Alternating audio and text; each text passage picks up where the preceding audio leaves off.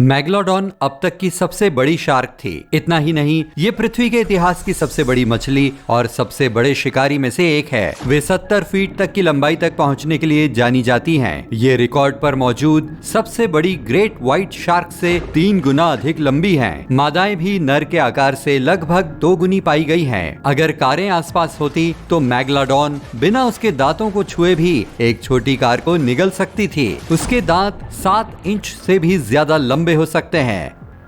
ऐसा लगता है कि हमें एक बड़ी नाव की जरूरत होगी और इसे स्टील प्लेटेड बनाना सबसे अच्छा होगा, क्योंकि ये शार्क जहाजों को चीरते हुए उनके बीच से आसानी से अपना रास्ता बना सकती है। पानी के भीतर आतंक पैदा करने वाला ये जीव किसी भी जीवित या विलुप्त जानवर के लिए अब तक दर्ज की गई काटने की अधिकतम सीमा से भी आधी ताकत में एक जहाज को काट सकता है। इसकी काटने की बेतहाशा ताकत 40,000 पाउंड तक थी। ये मानव की ताकत से लगभग 1,08,000 गुना और आधुनिक मगरमच्छ के काटने के बल का 10 गुना है। इसका काटना इतना मजबूत है कि ये टी-रेक्स के काटने को मेरी दादी की तरह पावरफुल दिखाता है जब वे अपने नकली दांत निकाल देती हैं।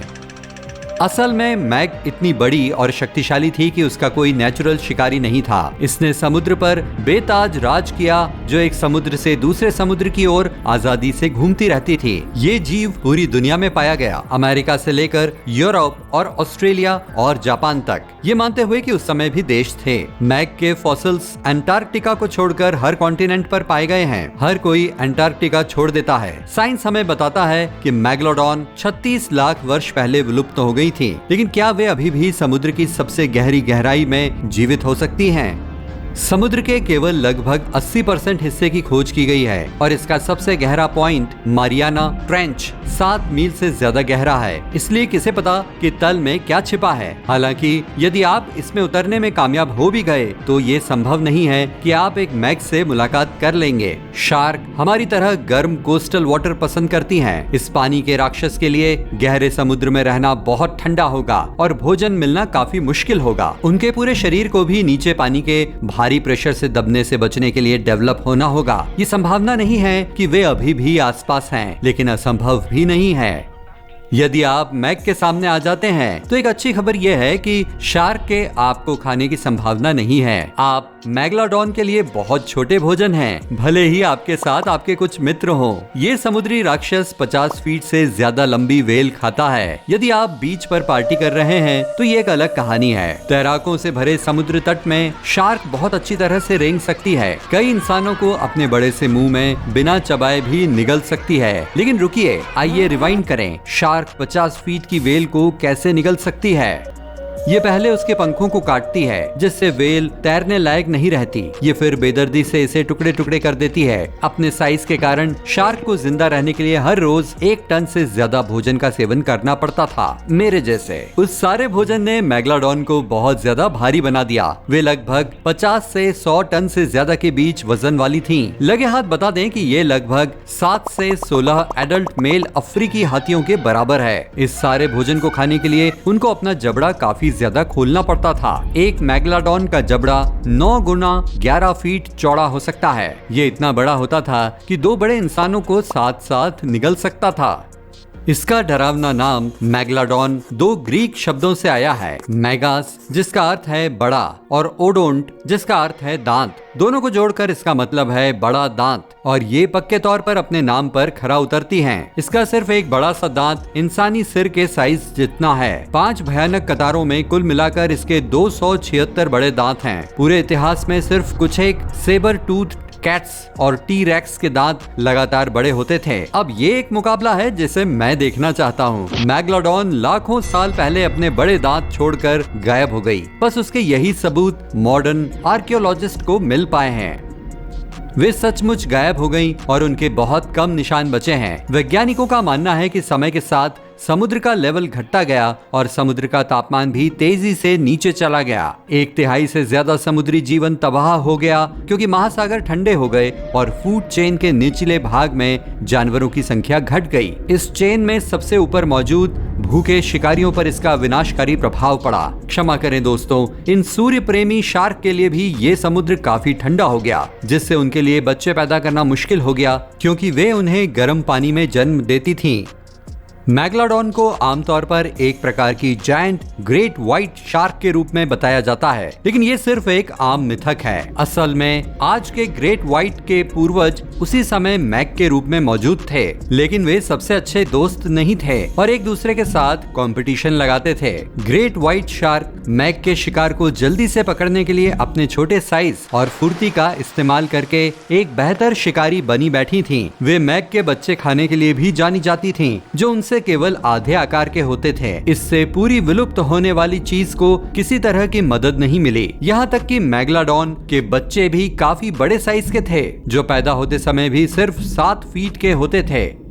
जबकि एक ग्रेट व्हाइट का आमने सामने की लड़ाई में एक एडल्ट मैग से कोई मुकाबला नहीं था, फिर भी वे पक्के तौर पर अपना भोजन चोरी करने से डरती नहीं थी। इसने मैग के लिए केवल बड़ी मछलियां और वेल छोड़ दी, लेकिन जैसे जैसे वेल ठंडे नए समुद्रों में तैरती गईं, इसकी फूड सप्लाई खत्म होने लगी। वेल हमारी दोस्त मैग को पीछे छोड़ते हुए ठंडे टेम्परेचर को पसंद करने की आदी होने लगी। हिमयुग से मैग्लाडॉन या तो भूखी मर गईं या विलुप्त होने के कगार पर आ गईं। ग्रेट व्हाइट के बजाय मैग्लाडॉन एक आधुनिक बुल शार्क की तरह थी। इसके पास एक छोटा थूथन, एक सपाट निचला जबड़ा और इसके भारी वजन और साइज को सपोर्ट करने के लिए बड़े से पेक्टोरल पंख थे।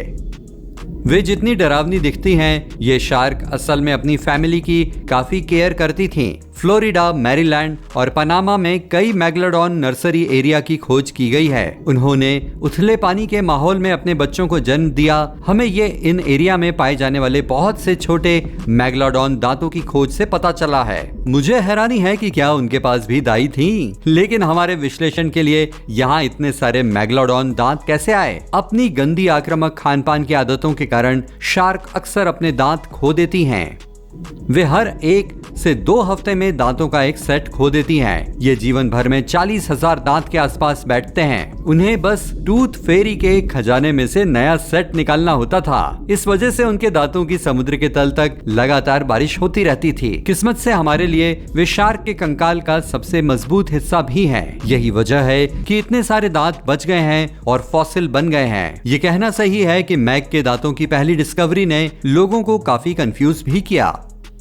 शुरुआती खोज करने वालों ने सोचा कि मैग के दांत पुराने रेंगने वाले जीवों की जीभ थे। वे उन्हें टंग स्टोन्स भी कहते थे। ये भी एक आम मिथक है कि मैग्लाडॉन उसी समय के आसपास ही थी जब डायनासोर थे। हालांकि ये बहुत अच्छा होता। लगभग 6 करोड़ 60 लाख वर्ष पहले डायनासोर का सफाया कर दिया गया था, लेकिन मैग्लाडॉन बहुत बाद में आई। सबसे पुराना मैग फॉसिल केवल 2 करोड़ 30 लाख वर्ष पुराना है, लेकिन सही तारीख तय करना मुश्किल है। आखिरकार कैलेंडर का आविष्कार तब तक नहीं हुआ था। इंसानों के विकसित होने से पहले ही वे गायब हो गईं। सबसे पहले होमो सेपियंस, जो पहले इंसानों के लिए एक फैंसी नाम है, लगभग 2 करोड़ 50 लाख वर्ष पहले आए थे। लेकिन क्या होता अगर मैग्लाडॉन शार्क गायब नहीं हुई हो? वेल की आबादी में भारी गिरावट आई है, क्योंकि ये सब आखिरी दौर में थी, इसलिए उनके लिए खाने के लिए काफी कम वेल बची होंगी। वेल भी काफी होशियार हो गई और उन्होंने बचाव के नए पैंतरे सीखे, जिससे उन्हें हराना कठिन हो गया। ऐसा अनुमान है कि वे हर रोज लगभग 12 टन भोजन खाती थीं।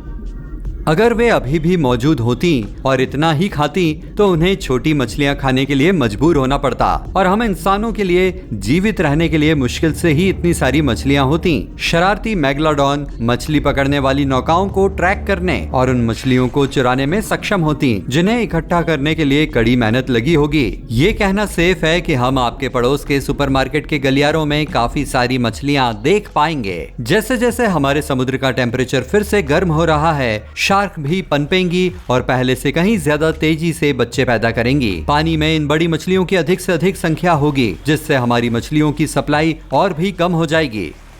ये कार्गो शिप्स और वहां गुजरते जहाजों के लिए भी भारी समस्या पैदा करेंगी। जब आप डेक पर धूप सेक रहे हो तो इन खतरनाक जीवों में से एक के संपर्क में आने की कल्पना करें। यहाँ तक कि समुद्र तट पर जाने वालों को भी मुश्किल होगी। मैग्लाडॉन उथले पानी में जन्म देती हैं, इसलिए हमारे कई पसंदीदा समुद्र तट जल्दी से खतरनाक शार्क के नर्सिंग ग्राउंड बन जाएंगे। अरे वो बीच पर वॉलीबॉल का खेल कहाँ गया? वे अभी कुछ पल पहले खेल रहे थे।